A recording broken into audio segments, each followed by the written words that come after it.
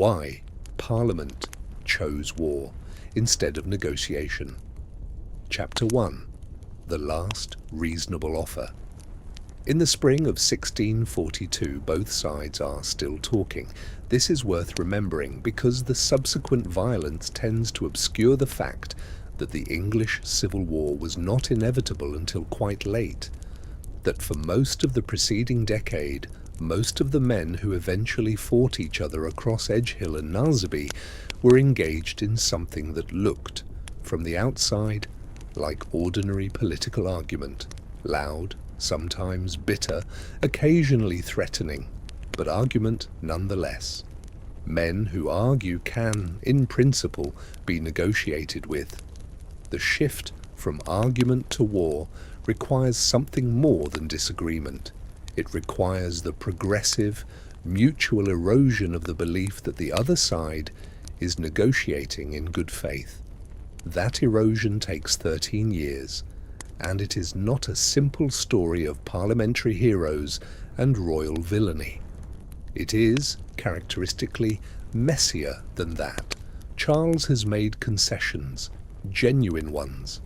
He signed the Petition of Right in 1628, that foundational statement of parliamentary liberties: no taxation without consent, no imprisonment without cause, signed it in full knowledge of what it meant, because he needed the money and believed, not unreasonably, that a signed document could be managed, interpreted, worked around.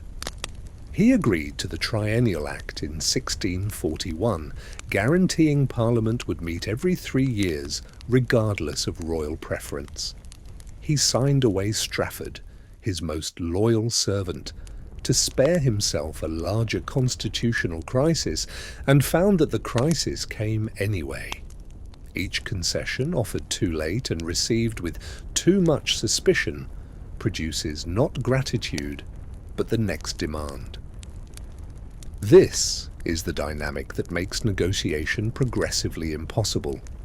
Charles concedes when cornered, which teaches Parliament that cornering him works, which requires them to corner him further, which confirms his belief that Parliament's demands are inexhaustible, which makes him less willing to concede, which requires more cornering. The mechanism is self-reinforcing, and nobody on either side finds a way to interrupt it. By early 1642, the 19 propositions are on the table. Parliament's comprehensive demand for control of the militia, the appointment of ministers, the education of the royal children, and the reformation of the Church. Charles reads them in York and writes back, with a weariness that penetrates even the formal language of royal correspondence, that to accept them would be to make him but the outside, but the picture, the sign of a king. He is not wrong about what they mean. He is the last person whose opinion on the matter Parliament is inclined to respect. Chapter 2. The trust problem. The fundamental obstacle to negotiation is not constitutional, it is personal. Parliament does not trust Charles. This is the plain fact. Beneath all the elaborate legal and theological argument, the 19 propositions and the grand remonstrance and the petition of right. 11 years of personal rule, ship money, Star Chamber, the 5 members. These have produced, in the parliamentary leadership, a settled conviction that any agreement Charles makes will be maintained exactly as long as he lacks the power to break it, and not one day longer. They have evidence for this view. After signing the Petition of Right in 1628, Charles continued to collect tonnage and poundage without parliamentary grant. After agreeing to the dissolution terms in 1629, he imprisoned members who had been active in the final session. After the pacification of Berwick ended the First Bishops' War in 1639, he began planning a second campaign almost immediately. After signing away Strafford, he wrote secretly to the Lieutenant of the Tower asking whether the garrison could protect the Earl from parliamentary justice. The letter was intercepted. This is the moment, May 1641, the so-called army plot that hardens the parliamentary leadership from suspicion into certainty. Charles has signed Strafford's death warrant with tears on his cheeks while simultaneously attempting to arrange his rescue. He has performed contrition while planning resistance. The performance and the planning are not, in his own mind, contradictory. He is a man capable of genuine remorse about a tactical necessity while pursuing the strategic objective that made the tactic necessary. But to the men reading the intercepted letter, the conclusion is unavoidable. The king negotiates to buy time and signs to avoid immediate danger, and means, consistently and as a matter of settled policy, none of it. John Pym understands this with particular clarity. He is not, by temperament or inclination, a revolutionary. He is a parliamentary manager of genius, a man who has spent 20 years working within constitutional structures and believes in them with genuine conviction. He does not want a republic. He does not want a war. What he wants is a king who can be trusted to stay within constitutional boundaries, and what he has concluded by the spring of 1641 is that Charles I is not and will never be that king.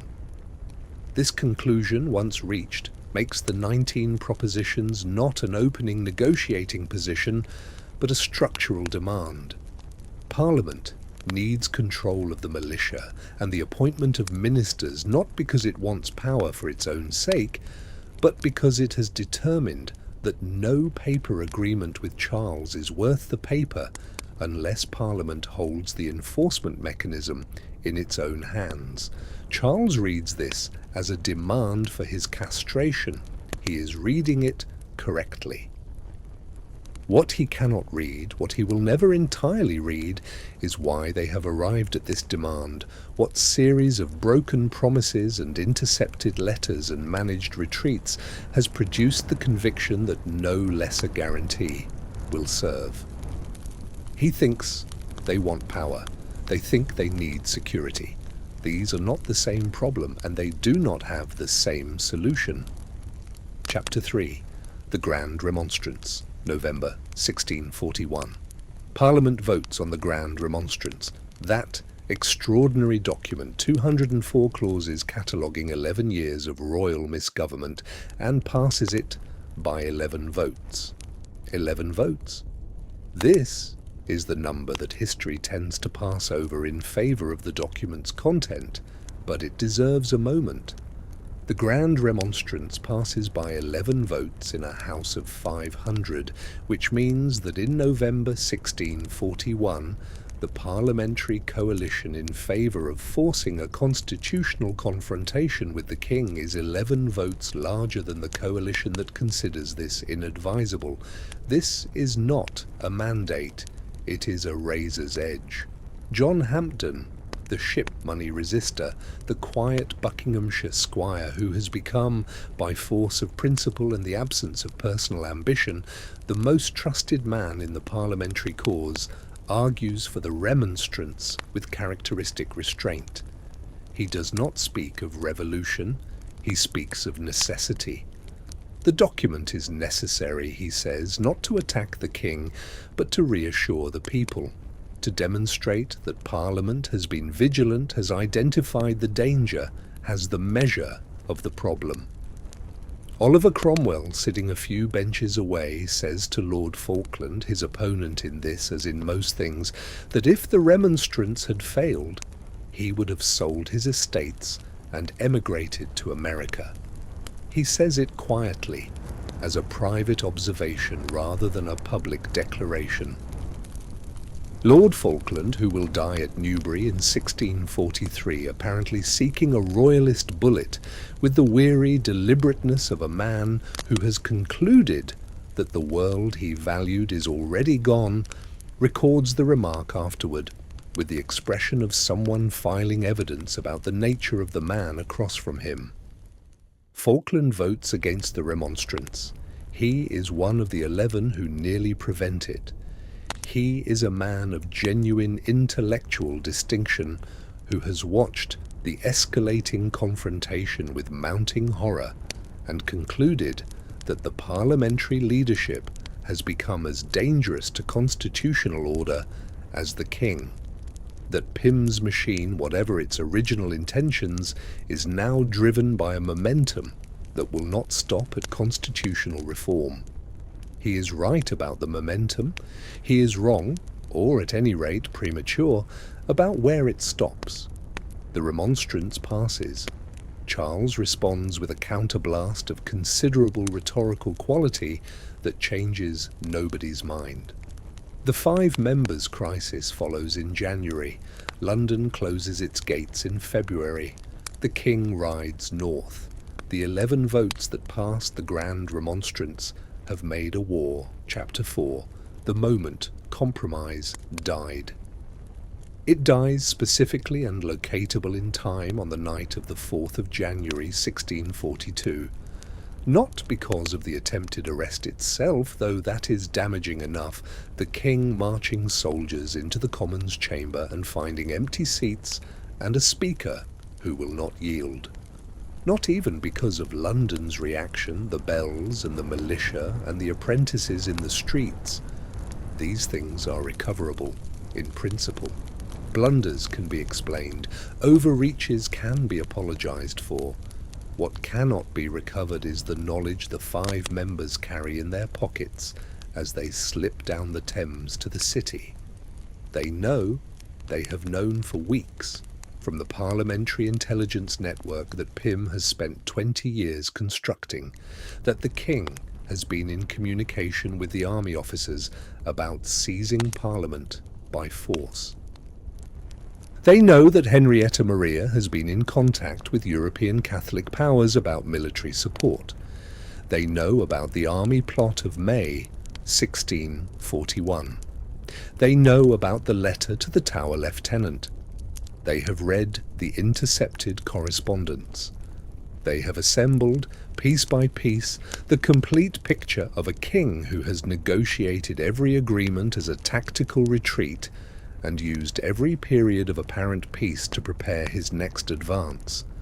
And now they know he has walked into their chamber with soldiers. The argument for negotiation, the argument that Falkland makes, that the moderate peers make, that the Presbyterian majority of Parliament has been making through the entire crisis, rests on a single premise: that Charles can be brought to a stable constitutional settlement if the right combination of pressure and concession is found. This premise requires believing that somewhere underneath the tactical retreats and the intercepted letters and the broken promises there is a point at which Charles will genuinely accept permanent limitation of his prerogative and govern within it in good faith. The 5 members, running through priest holes to river barges in the January fog, no longer believe this.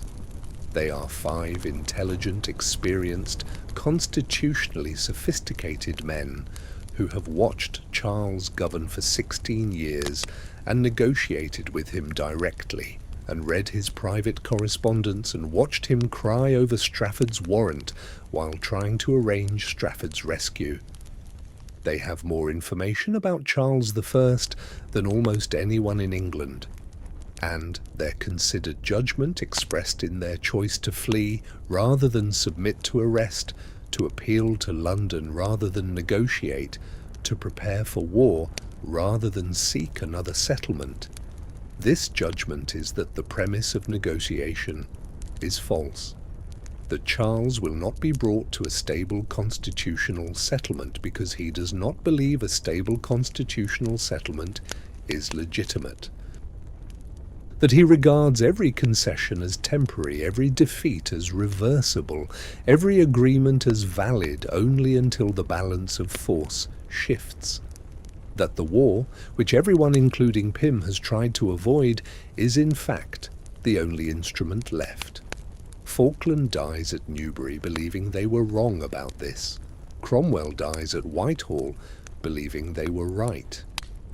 The argument between those two positions, whether the war was necessary or whether the parliamentary leadership, by its escalating demands and institutional rigidity, made war inevitable where settlement was still possible, is the argument English historians are still having. What can be said without too much controversy is this: by January 1642, both sides have arrived at a position from which the other's good faith is not merely doubted, but structurally impossible to demonstrate. Charles cannot prove he means his concessions, because Parliament has watched him break too many. Parliament cannot prove it means only constitutional reform, because Charles has watched its demands escalate past every settlement point. The trust is gone. And without trust, negotiation is not a process for reaching agreement. It is a process for managing the interval before the next crisis.